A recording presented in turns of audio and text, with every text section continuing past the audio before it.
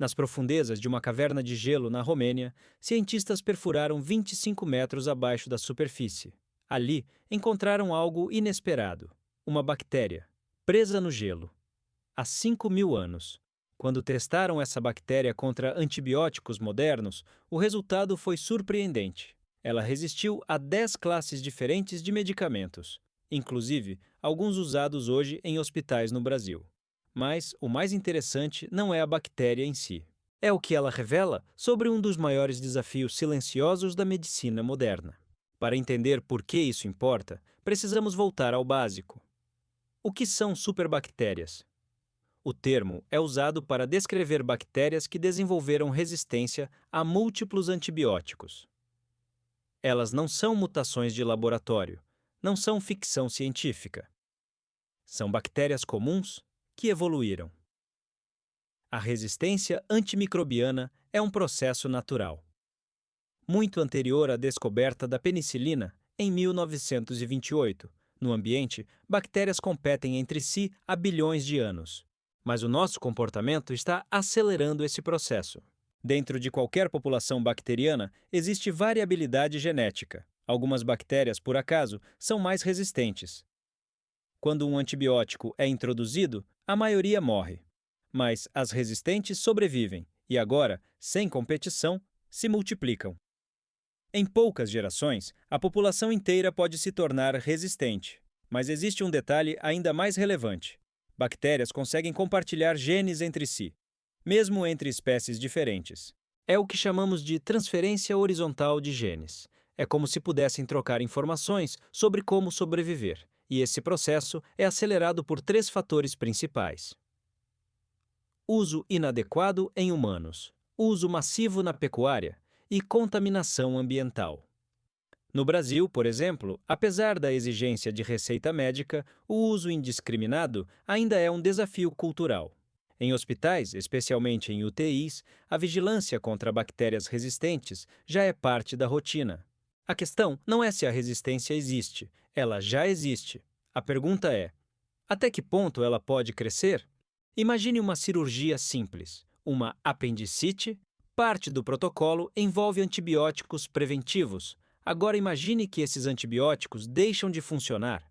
De repente, o risco muda. Isso não é hipótese distante. Em alguns hospitais do mundo, inclusive na América Latina, médicos já enfrentam infecções com poucas opções terapêuticas disponíveis.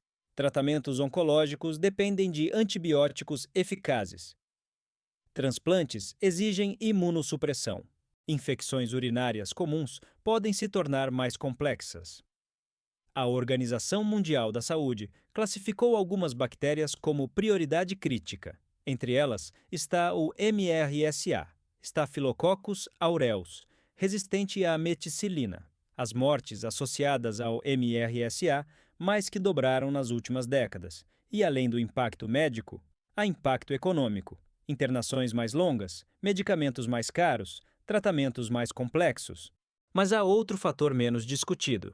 Desenvolver novos antibióticos não é financeiramente tão atrativo quanto medicamentos de uso contínuo. Isso significa que a inovação nessa área avança mais lentamente do que o problema evolui.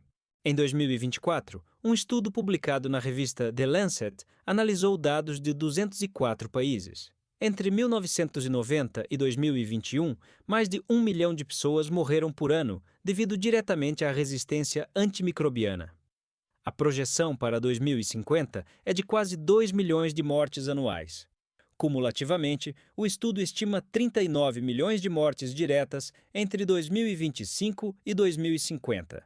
Mas é importante interpretar esses números com nuance. Não estamos diante de um colapso imediato, estamos diante de uma tendência crescente.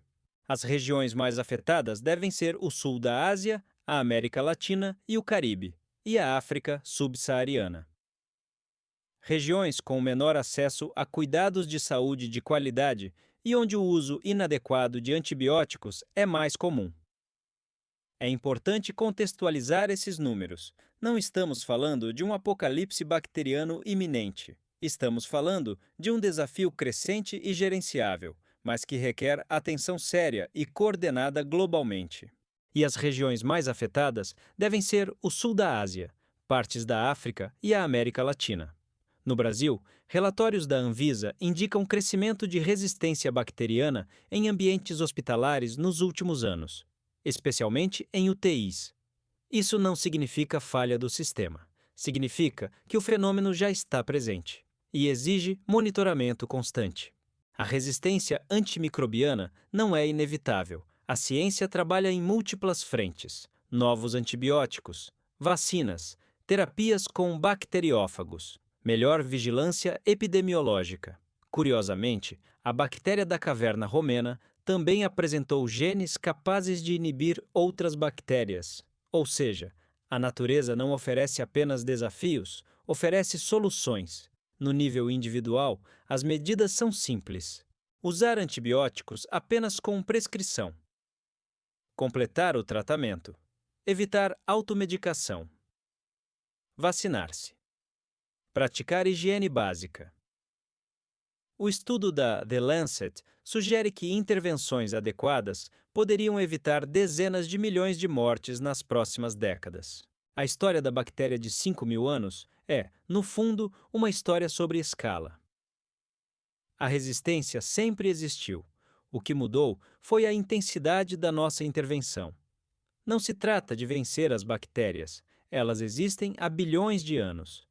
Trata-se de aprender a conviver de forma mais inteligente. Se a medicina moderna continuar avançando com base em evidências, se políticas públicas forem bem implementadas, se o uso racional de antibióticos se tornar regra, o cenário pode ser administrável. A resistência antimicrobiana é real, é séria, mas ainda está dentro da esfera das escolhas humanas. E talvez esse seja o ponto mais importante.